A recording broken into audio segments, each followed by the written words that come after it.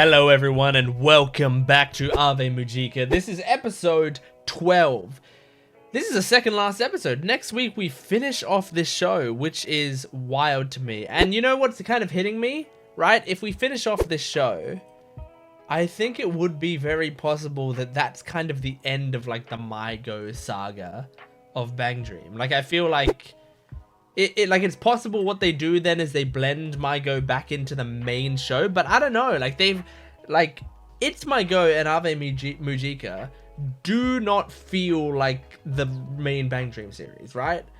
So like it almost would feel strange if BanG Dream season 4 came out and it just like has MyGo characters we've woven into the story throughout it. Like it would feel strange. Like them coming up as cameos and stuff would make sense, but like them being a part of the story would be like, hang on, whoa, this is like, these feel like two totally different shows.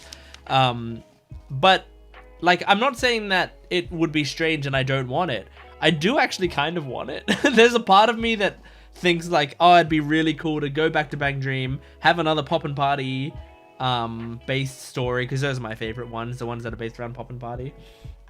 So have a Poppin' Party based story, but with all the other bands have, you know, a storyline going on in some way or another, and we just see like MyGo and Ave Mujica helping out with stuff and doing crazy shit. I feel like that would be really interesting. But yeah, I don't know. I need to fix my hair a bit. I need to are MyGo in, because I don't think Ave Mujica are in the game yet. Are MyGo in the global version of the game? I'm actually not sure. I can't remember if I think they are. I think they're in the global version of the game, right? Because I play the global version of BanG Dream Girls Band Party. Although, I mean, I say play. I played the global version. It's been a long time since I've played. But I would love to get back into it just to see like the MyGo stories, and because I imagine in the story, in the BanG Dream, you know, in one of the events or something, they've probably met some of the other bands. I would love to see the MyGo characters properly meet Poppin' Party and stuff like that. So yeah, I'd be curious, but I wonder what the plan is after Ave Mujica. Are they planning a It's MyGo season 2? Are they planning an Ave Mujica season 2? Are they planning another story that's like attached to these two bands in the same sort of vibe that's going to be similar? I don't know, because it feels like throughout MyGo they were setting up the Ave Mujica story, so it's not like it came out of nowhere. It's like the story was incomplete at the end of It's MyGo. But now we're getting to the end and it's feeling like it's going to be complete. I mean, I know some people were saying like, how could they possibly wrap up this stuff in this many episodes or whatever? Here's the thing. I kind of have a problem with when people do this. And people did this with Arcane Season 2 as well, where before the show is over, they start to go like, well, you know, there's no way they could possibly wrap up all these storylines in this time, and then they start to complain about how the show should have had more episodes to do it, or they shouldn't be like, because people are perceiving pacing problems where I don't think there are any, but you're just surprised at how dense the storytelling is, and so because of that you are like thinking in your head that they're rushing through it, but I don't think that's the case.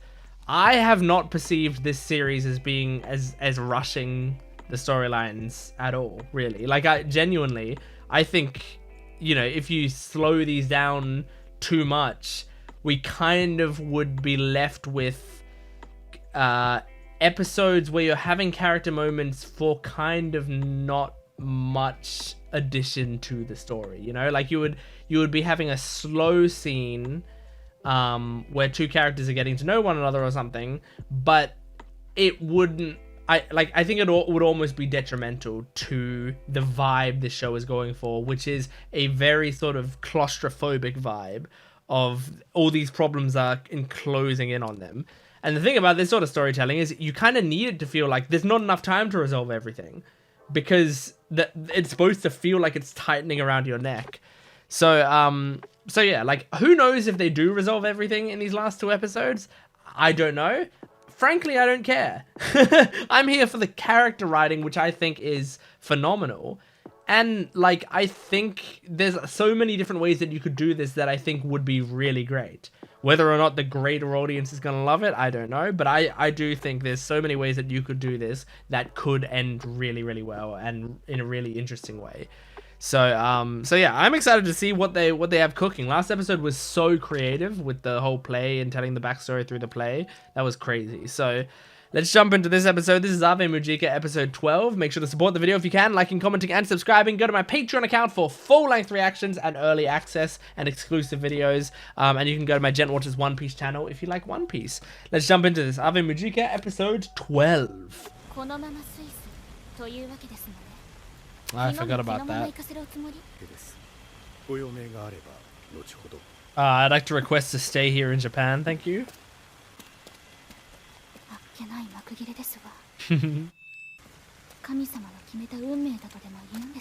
It's a fate that your family have decided and you... Well, I don't know if you can say no, actually. Ooh. Cool to show the story in the puddle. Of course, she's just resigning to her fate.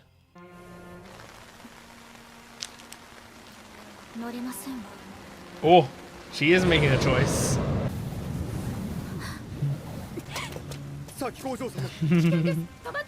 I mean, what are they supposed to do? They can't, like, tackle this rich daughter.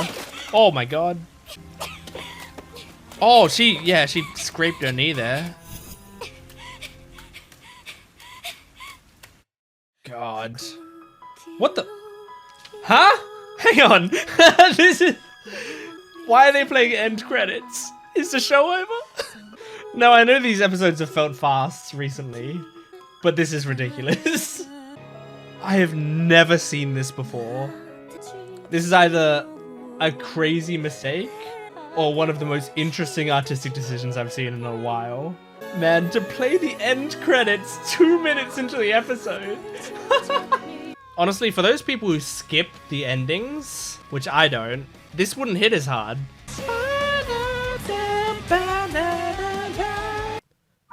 That's so interesting. This fucking show is coming up with some crazy ideas for storytelling. Like, genuinely, either that or someone really fucked up in the editing. But I'm seeing it as an artistic choice. Ah. Oh. Uh-oh. You're in trouble.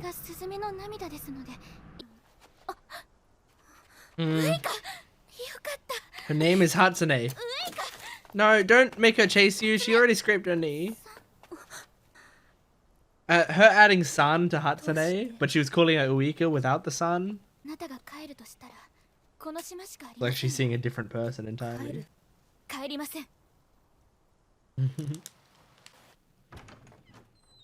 God. So many cuts.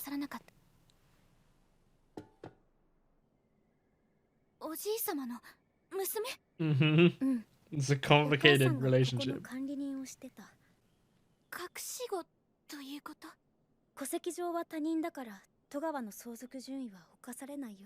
God, that's fucked.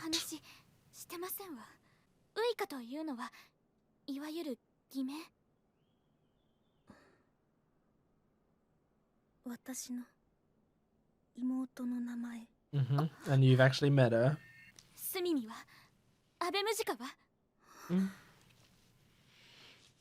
I don't think those were really her passions. Her passion was purely you.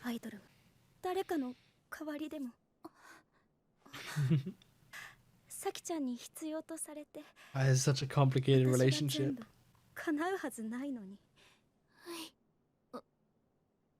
Yeah, you used to calling her Uika. Yeah, I don't think it's that big a deal.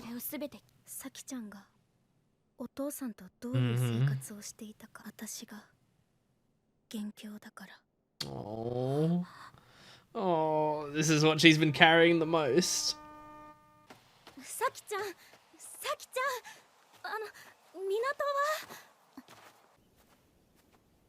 Just sit and talk. 汚いよ。転んだ後ですもの。Yeah, she's gotten very dirty today. 虫苦手ですの？ Not like your sister.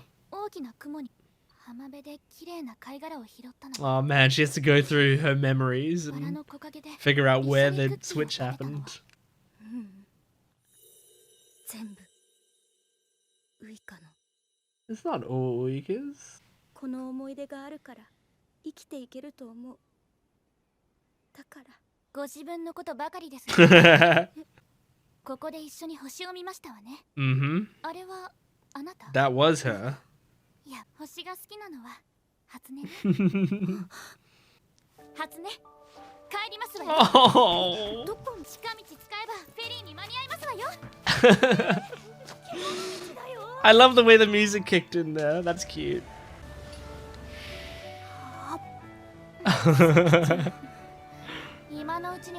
I like that Saki's like making decisions for herself though.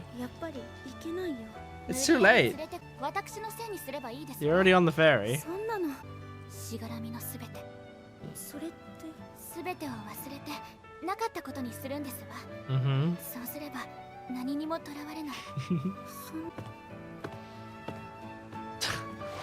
いい加減、うんざり。 Yes, Saki. 許さないの。どうして言うことを聞かなくちゃいけないの。 Yes, let it out, girl. Oh, her holding her is so cute. 私怒ってるんですの。 Good. 私 Tell her your emotions. 甘く見ないでちょうだい。 This is so much better than Saki being like numb. Oh. Oh, the character development is so good. Oh. Fuck the Tagawa family.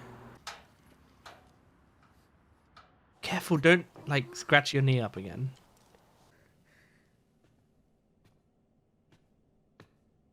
Punch him. Punch him. サキちゃんのそばにいさせてください。 Or do that. Punch him with emotion. 金輪際、トガの敷居をまたいではならん。 Come on, Saki, you need to stand beside ト Hatsune. ガワトガワってそんなに偉いんですか。私と言うんですの。到底受け入れられません。 Yes. お前はトガの家の恐ろしさを。おじけづいているのはおじい様でしょ。おじい様の言いなりにはなりません。 Yes. 二人で暮らします。 Yes. お父様のことよろしくお願いします。 Making her own fucking decisions. Her life is her おじい own. 様の顔ったら And she's happy with 後 it. に豆死んじゃうかと思った。 私も Is there a bug? Yeah. おお、虫ですの。 Uh, あら、はずね、そこにもおります。 don't show her more bugs. But I think she likes seeing like the authentic Hatsune that's really scared of bugs.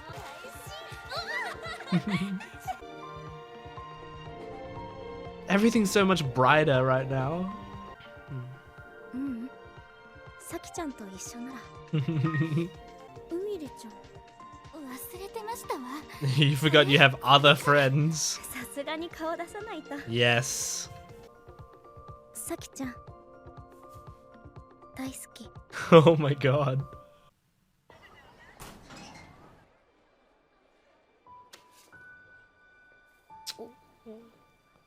Oh.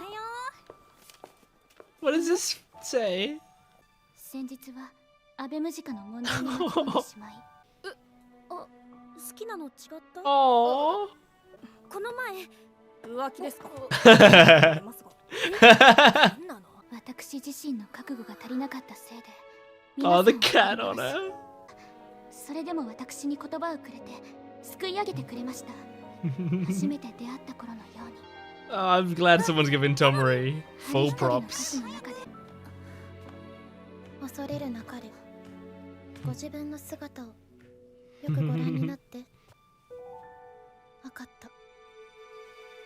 どうぞ、アモーリス。してくれるかな。秒でなくなるって。秒ではなくならないと思う。Oh, more Faraka! ごきげんよう。Aww.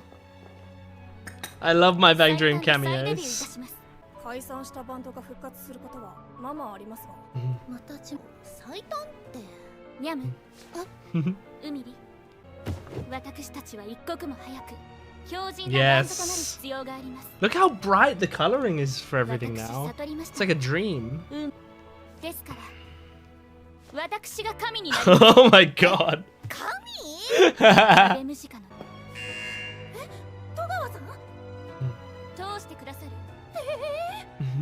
がないとそんなもの必要ありませんわ私を誰だと思ってかのオブリビオニス戸川咲子ですわ Oh, that's great. That's so great. And then they make the OP the ED. Oh, I have theories about this. Oh my gosh. I loved that episode, but I want to talk about one of my favorite artistic decisions I've seen in an anime recently, and that's the decision to make the ED play in the first 2 minutes of the episode and the OP play at the end. That's so interesting to me because, like, that's just the sort of decision that, like, even if you didn't, like, have an idea, if, like, as a writer, you didn't have an idea of, like, what that meant, doing it anyway throws the audience off. It makes the audience, like, sit up and go, like, hold on, hang on, what? Which I think is a really good thing if you want to, like, keep your audience engaged. Do things that they don't, that they're not ready for. Like, set up an expectation and then smash that expectation in an interesting way. The expectation that they set up here has not just been set up by them, it has been set up by every anime ever.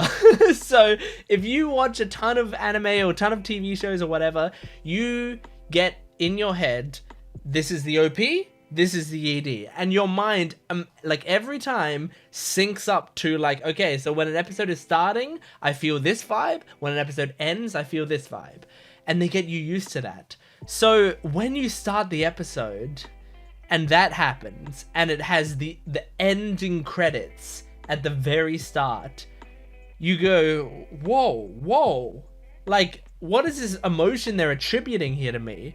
Now, I'm going to say what my theory is on, like, the thematic reason, or I'm not even going to call it a theory, I'm going to call it an interpretation, okay? Because, like, I think theories are, like, I'm going to guess what the plot is gonna, where it's going to go and stuff. Interpretations are, here is an artistic decision, and here is what I have taken away from it.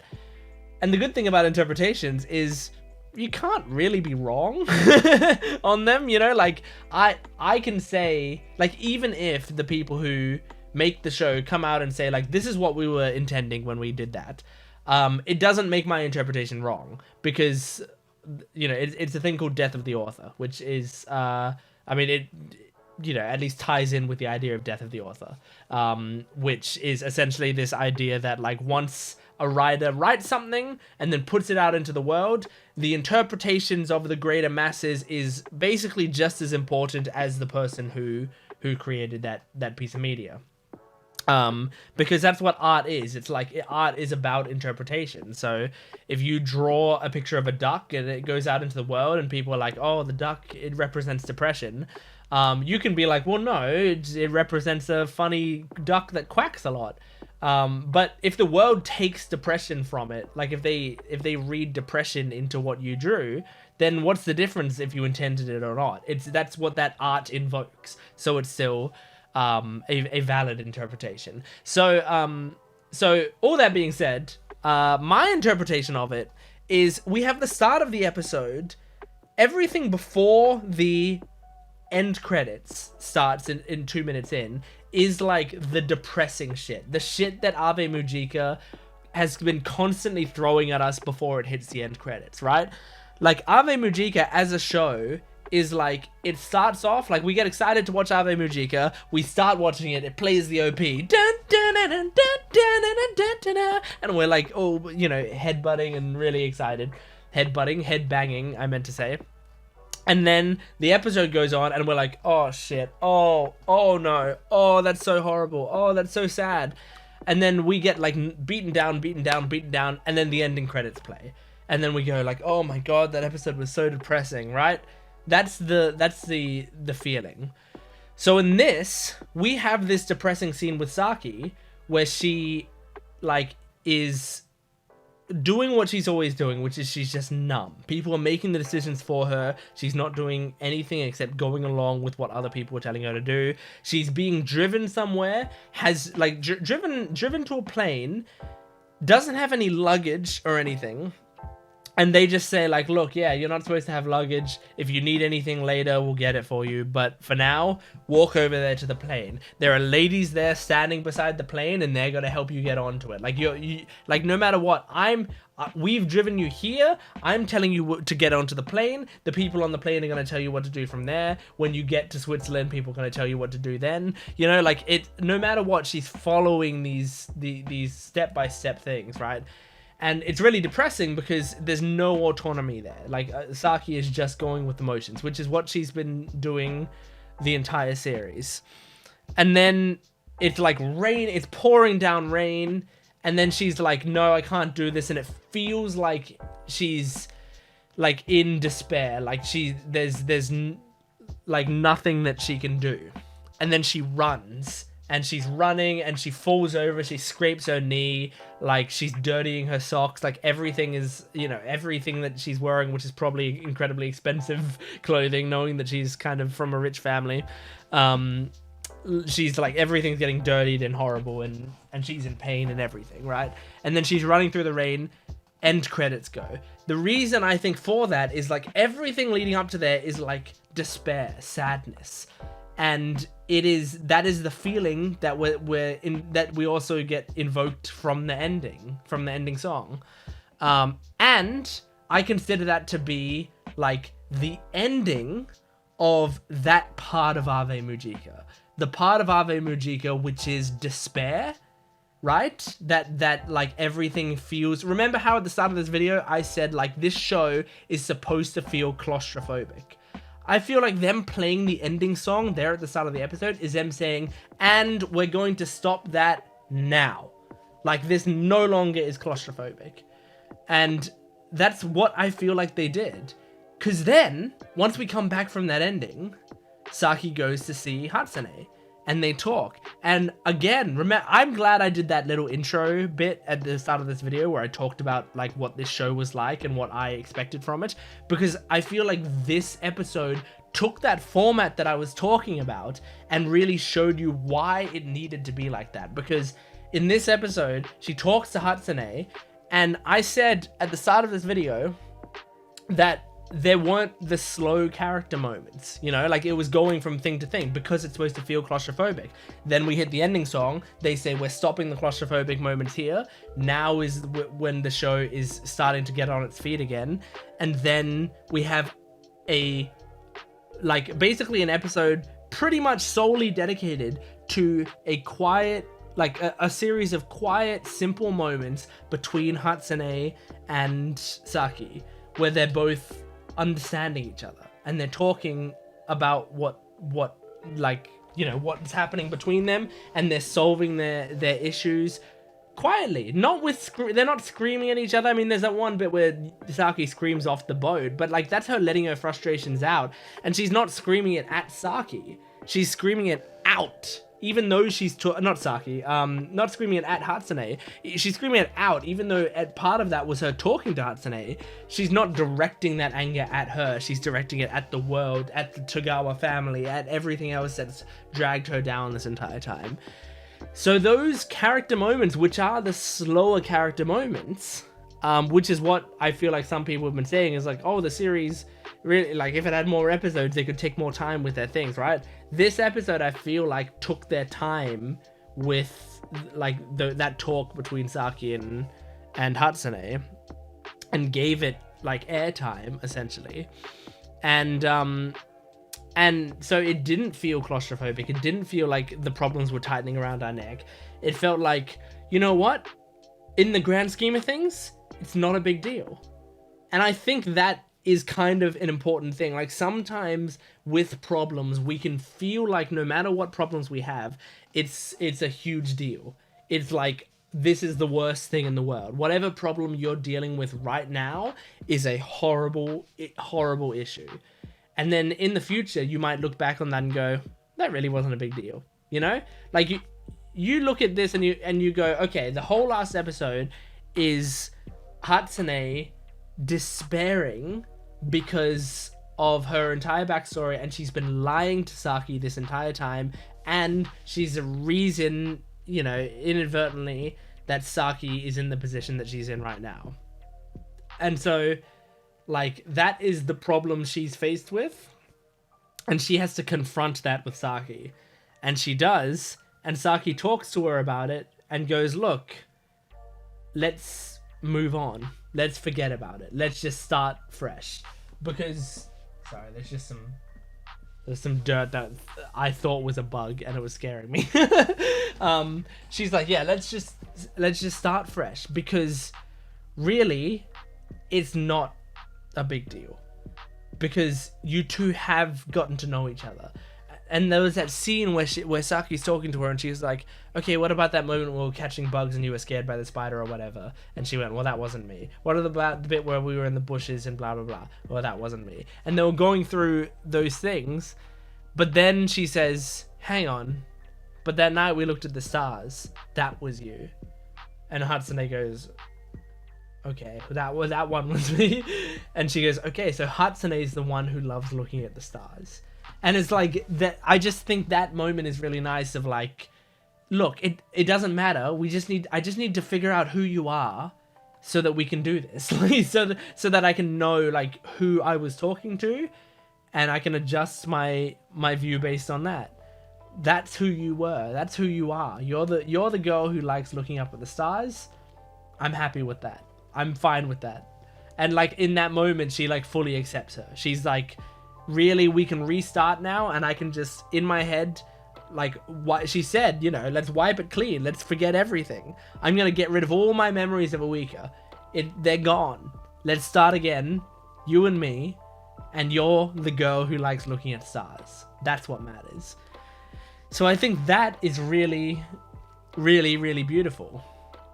And they have all those moments. And then my interpretation of playing the OP at the end, other than just like, oh, let's switch the ED and OP around. Other than that, the idea of putting the OP at the end is because at the end, I feel like that's the start of Ave Mujica. Like that, this is when the band is actually starting. So you want to put the opening of Ave Mujica where Ave Mujica as a band begins. And that moment begins because of Saki. And now it's great, right? I was saying at the start of this episode, I don't know if they're gonna wrap up all their loose threads, and I don't care if they do or not, right? Because I can see a bunch of ways that this could go. This episode, I don't care what other people think about it. I have no idea what obviously this episode just came out, like as I'm recording this. I clicked to start record like 5 minutes after the episode came out. So there's no way for me to know what people have said about this episode. I just immediately watched it, and now I'm immediately talking about it after watching it. But like, if there's negativity on the direction of this series, I kind of don't care about it, because it doesn't strike true with me. It doesn't hit. That negativity will not hit in here, because for me, this episode really made the themes click into place of like what is. Sometimes there's a writing thing that when people talk about writing, they will talk about like, what are the questions you have to ask yourself when you're writing a story, okay? And so the questions sometimes are like, and I've seen this a few times over the past few weeks. Once I saw this guy making a video about writing, and then another thing was Brandon Sanderson's writing lectures, where I think he talked about the same thing as well. But it's like, the idea is like, what is the dramatic question that is being asked? And like, that is sort of the through line of the piece. And so, like, sometimes a dramatic question, like, you could think the dramatic question of this is Ave Mujica going to stay together as a band? That could be, like, what people think the dramatic question is, right? And yes, I can see going through this thinking, oh, that's what the series is based around. The series is based around the idea of, like, how are Ave Mujica gonna get together to be together as a band? But now watching this episode, it's completely changed it for me, because I don't think that was the dramatic question anymore. I think the dramatic question of this series, of Ave Mujica as a season, was, is Saki going to become independent? Is Saki going to find out who she is? That, to me, is the linchpin of the series. So much so that, to me, that's the only plot line that really matters in the grand scheme of things, and everything else can kind of fall in place around it. Because I think the biggest problem in Ave Mujica, in a series full of flawed characters, all with their own problems, and everything's constantly wobbling and tumbling and things are falling off, in a series like that, I think the number one thing that is holding it back is the shaky grounding that it is standing upon. And the shaky grounding that it was standing upon was Saki. And like, you could say, okay, the reason for that is her trauma. But, like, the trauma is the reason for the reason, right? The actual shaky ground was Saki's lack of independence, Saki's lack of autonomy, right? Her lack of autonomy was what was holding it back. Now, the lack of autonomy was birthed from trauma, but we can't really fix the trauma. That's deeply in there. That's embedded. What we can do is change the way that it's affected her. And so what was really great about this episode was Saki, at her lowest point when she was going to Switzerland, was able to break through and change what that means for her and decide, no, you know what? Like, if everything's fucked anyway, if I'm going to be suffering no matter what, then at least I'm going to decide my own path. So, like, yeah, there's probably going to be problems with Ave Mujica. I'm not going to worry about it anymore. Yeah, there's issues with my reputation. I'm not going to worry about it anymore. Yes, Hatsune, one of my closest friends who I thought was named Uika, was lying to me all of this time. I'm not going to worry about that anymore. And she takes all of these things, like, yes, I rely on my family, on my grandfather, and there's a name that they have to uphold.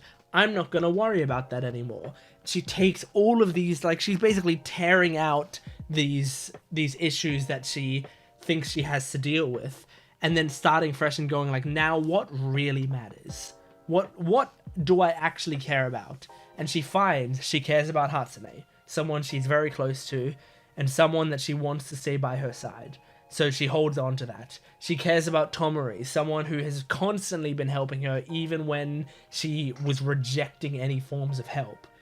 And she cares about Ave Mujica. It's something new that she's formed that she thinks like can give her a new direction, can give her something special. And she cares about herself. Well, like, at the end there, she's like, who do you think I am? I'm Saki, you know? Like, she's found her own identity, and she keeps that as well. And so finding those things that matter to her and holding on to it tightly, that's what's important to her. Like, this episode, just, to me, everything clicked into place. This series makes so much more sense to me now, having watched this episode. So that's why, like, truly, like, there's a part of me that's like, I wonder how the greater audience is going to respond to this, because I know there's been, like, up and down and, like, different ideas of what people have found from the series. And some people expected this and expected that, right? But for me, like, this episode was immensely thematically satisfying. And I will be 100% honest in saying I think a big part of that was their decision to put the end credits at the start of the episode, because it it made my mind immediately go into overdrive of, okay, what could that mean? What could that mean? Why would they do that? What was that artistic decision, you know? It's gonna be very funny when like when the show creators come out and go like, oh shit, we didn't mean to do that. We mistitled them. We titled OP ED and we titled ED OP and we accidentally dragged them into the wrong spaces. But yeah, no, here's the funny thing. I wrote notes for this episode. I did that discussion. I didn't look at the notes once. Not once. I didn't need to. Because I knew exactly what I wanted to talk about because my mind was swirling with everything from this episode. Whoo boy, that was awesome. So next week we have the final episode of Ave Mujica, and honestly, it feels like they wrapped up a lot of the actual problems in this episode. So next week we might actually just be able to enjoy like the healthiest version of Ave Mujica we can have, and probably I would imagine a performance from them, which I'm really excited by because that Imprisoned song, I've been listening to it so much. I love that song. I fucking love that song.